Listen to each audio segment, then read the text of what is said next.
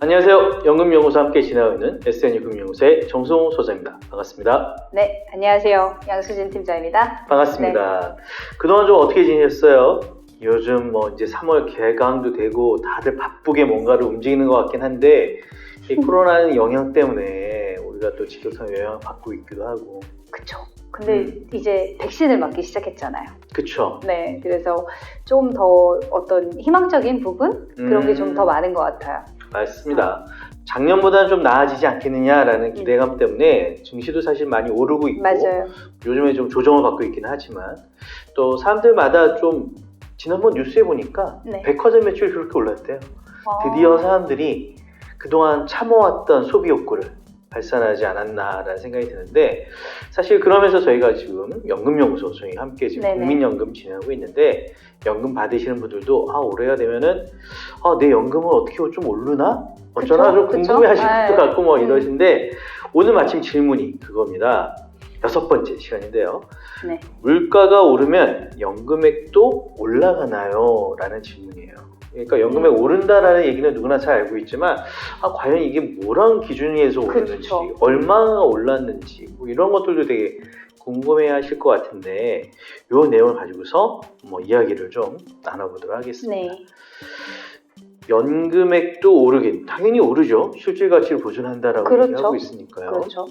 그러니까 일단 저희가 연금하면 개인연금이 있고 또 이렇게 국가가 지급을 보증하는 연금, 바로 국민연금이 있고 이렇게 되는데 보통은 개인연금을 가입하셔도 고객님 입장에서 회사에다가 확인을 할 수 있잖아요. 내 연금 그쵸. 수령액을 예상 수령액이라는 이름으로 이제 연금을 개시할 때 어떤 방식으로 연금을 수령할지에 따라서 연금액이 달라지죠.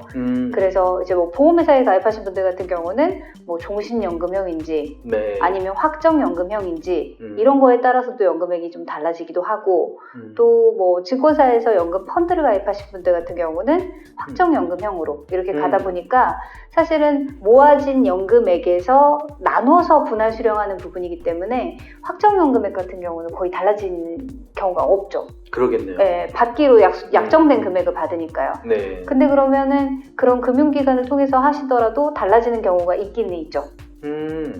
어떤 경우일까요? 이제 그럴 때는 조건을 좀 달리할 때인가? 그렇죠. 네, 연금액을 계속해서 운영을 하면서 수령하시는 형태. 그러니까 지속적인 운영을 할 때는 그렇죠. 네, 그래서 이제 보통은 공시율로 이렇게 연금액을 운용을 한다라고 한다 그러면 만약에 투자형 같은 경우는 계속해서 이제 연금액을 굴려서 거기서 연금액을 수령하다 보니까 이제 약정된 금액에서 살짝 오차가 있기도 하고 이렇거든요.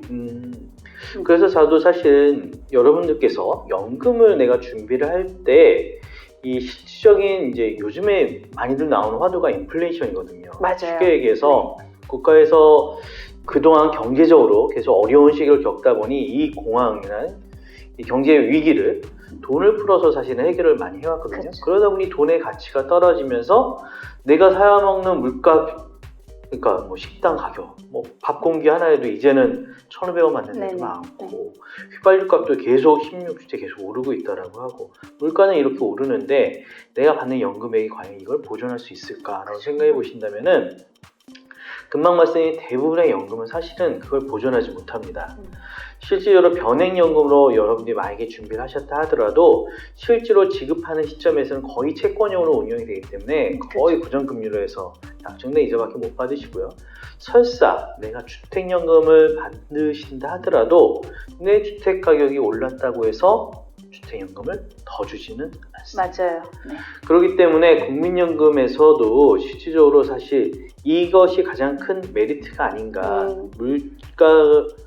물가가 오르는 거에 따라 가지고 소비자 물가 연동만큼 실질 가치도 좀 보존이 된다라고 그랬는데 이 내용을 보면 전년도 소비자 물가 변동률만큼 수령액도 조정되는 것으로 되어 있습니다. 그래서 물가가 오르면 당연히 연금액도 그만큼 올라가지는데 이 내용을 쭉 한번 이제 봤어요. 그동안 이제 2009년도부터 이제 봤더니 2009년도 전국 소비자 물가 변동이 4.7%였고요.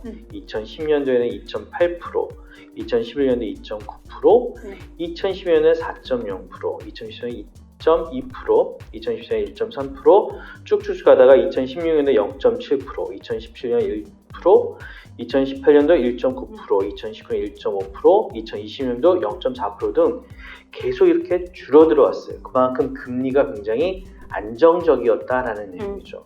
하지만 지금 이제 저희가 궁금한 것은 앞으로 이렇게 소비자 물가가 당연히 올해 이렇게 올랐다면 내년도에 이게 반영이 되기 때문에 이런 것들이 과연 얼마만큼 오를지에 대해서 관심 있게 좀 바라봐야 되지 않을까라는 생각이 들고 있습니다. 그래서 실제로 임금 인상의 사례를 보면은 실질적으로 받으시는 분들이 2010년도 대비해 가지고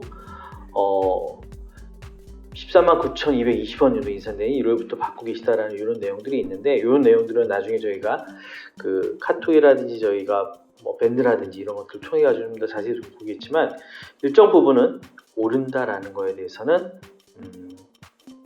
믿고 가셔도 될 것 같습니다. 네.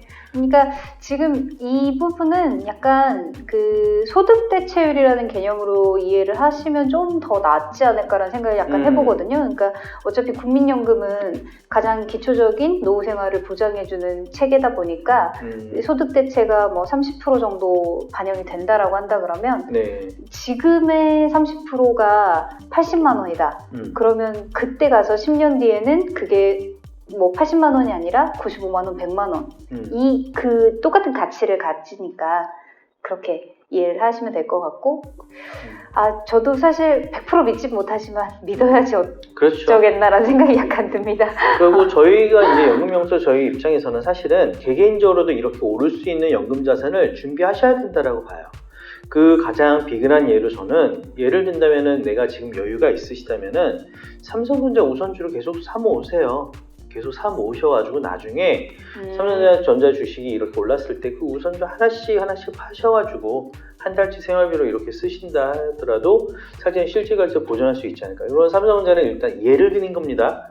이거 꼭 그런 삼성전자가 확실하게 이걸 보존한다는 얘기는 아니고요. 이런 것처럼 물가 상승률을 반영한 어떤 자산을 가져가는 게 좋다. 그렇죠. 맞아요. 그 말에 동의합니다. 왜냐면 집값도 나중에 어떻게 될지 모르는데 삼성전자 만약에 먹지 못하시겠다면 아마존이나 마이크로소프트사나 아니면 뭐 요즘 전기차로 유명한 뭐 이런 데들. 그렇죠. 이제 저희가 그때 배당주나 이런 것도 한번 얘기했다시피 이제 그런 식으로 배당주나 이런 주식 같은 경우는 물가 상승을 반영해서 어떻게 보면 가치가 함께 올라가는 부분이니까. 예전에 저희가 했던 것 중에 리츠라는 상품이 있었죠. 네, 그렇죠. 부동산에 대해서 주식으로 받고 그 부동산을 운영해가지고 운영수익을 계속 주겠는데 그 운영수익이 계속적으로 오를 수밖에 없으니까. 그래서 그런 것들에 대해서도 여러분들께서 지금 어느 정도 고민해야 되지 않을까. 내가 수령하는 수령하는 시점에서도 고민하셔야 되고요. 준비하는 시점에서도 당연 고민하셔야 된다라고 생각이 듭니다.